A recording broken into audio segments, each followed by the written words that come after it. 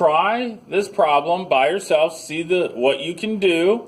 You're going to do the opposite and try to move things over. Pause it, try it, and then I'll go over it. All right, here we go. How'd you do?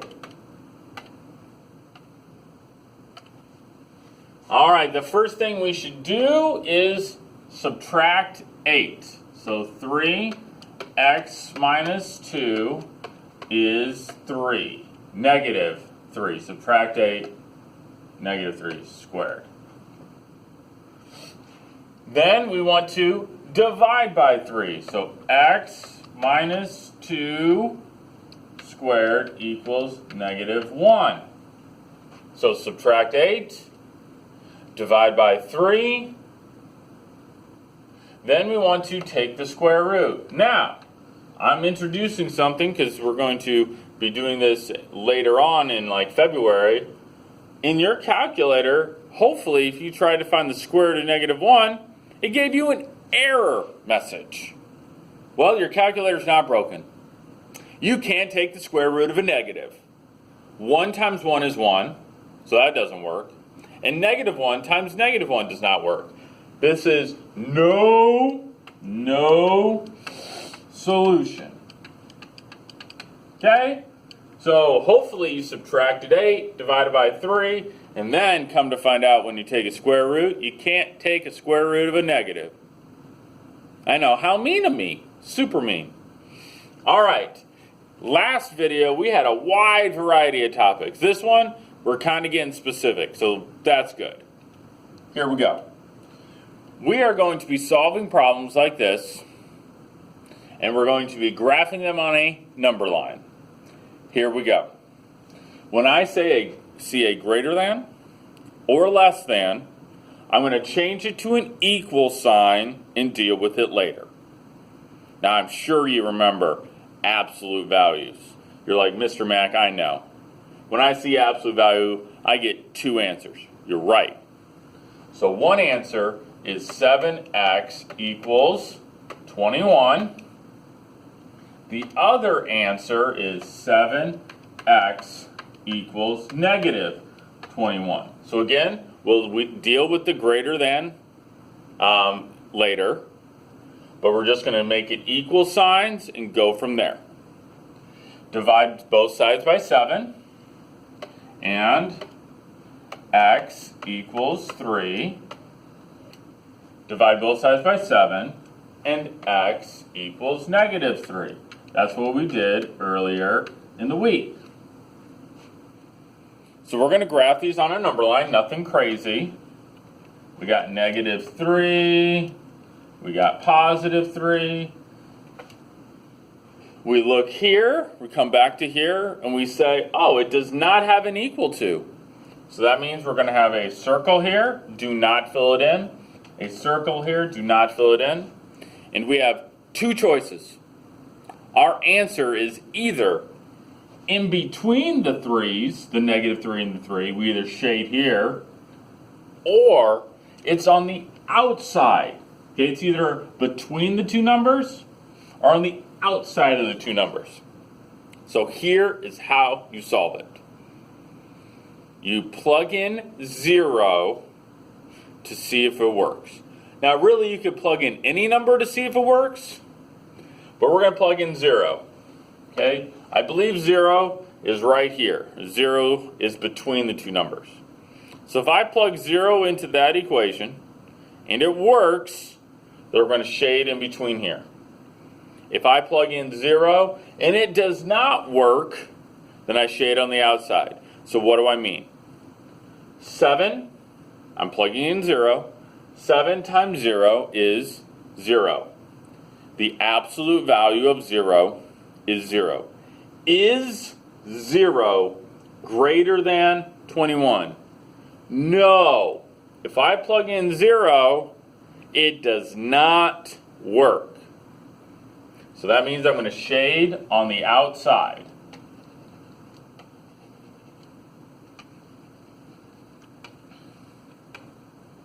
And that's how you do the problem. So let's see different other ones. This one is slightly different. But before I do anything else, before I get my two answers, I need to add 9 to both sides. So, x plus 2, absolute value of x plus 2, less than, add 9, 22. Now we're going to do what we did in the last problem. So I would pause it and try it. All right, here we go. I want to find my two answers. X plus 2 equals 21. Most people don't forget that. And then x plus 2 equals negative 22. Subtract 2. 20. Subtract 2. Negative 24. Those are my two answers. But there's this less than sign in there. So we're going to shade somewhere. We got negative 24. We got positive 20. It does not have an equal to, so it's an open circle. Open circle. Do I shade in the middle or do I shade on the outside? We're going to plug in 0 to see if it works. 0 plus 2 is 2. Absolute value of 2 is 2. 2 minus 9 is negative 7. Is negative 7 less than 13? Yes! It works! 0 is one of the solutions. Where is 0? 0 is in the middle. 0 works. 0 is one of my solutions, so I'm going to shade in between. Now, this is saying that any number between these two will work. So if you want to do something, sometimes I do a check. You don't have to, but I sometimes do a check. So I pick a number way over here, like 100. Now, is 100 supposed to work? No, it's not part of the solution. So let's see, does 100 work? 100 plus 2 is 102. What's the absolute value of 102? 102. 102 minus 9 is like 93. Is 93 less than 13? No! So that at least makes me feel better. That's the right answer. We're getting close to being done here. We got 1. Nope, we're just going to do this problem. Just going to do one more. Okay? Do I want to do this one or this one? I want to do this one. Okay? I'm going to give you a hint. You're going to do this by yourself? I need to get rid of the 7 first, so your hint is subtract 7 first. So pause it and try it. All right, here we go. First thing you want to do is subtract 7. So I want to get the absolute value by itself first. Absolute value of 6x plus 7 less than or equal to 53. Now I'm going to get my two answers.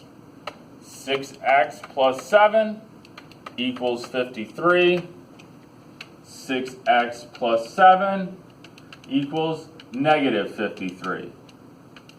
Solve these two. Subtract 7. 6x equals 46. Divide by 6. And x equals 7.66. Repeating, I believe. Subtract 7. 6x equals negative 60. Divide by 6, x equals negative 10. So my two solutions are negative 10 and 7.6. Please notice it has a equal to, so it's a filled in circle. So we'd fill it in, we'd fill it in, and my answer is either between those two numbers or on the outside of those two numbers. So I'm going to plug in 0, which is between the two numbers. Let's see, does 0 work? 6 times 0 is 0. 0 plus 7 is 7. Absolute value of 7 is 7. 7 plus 7 is 14. Is 14 less than or equal to 60? Yes! 0 works. 0 is one of the solutions. So I'm going to shade where 0 is. And 0 is in the middle. So I'm going to shade in the middle. Whew! There it is. That's absolute value inequalities. And I have a joke. No, that's not the joke. We're not going to do that one. Here's the joke. Not sure if laughing out loud or the absolute value of 0. Ha ha! Some good math humor there. All right, good luck.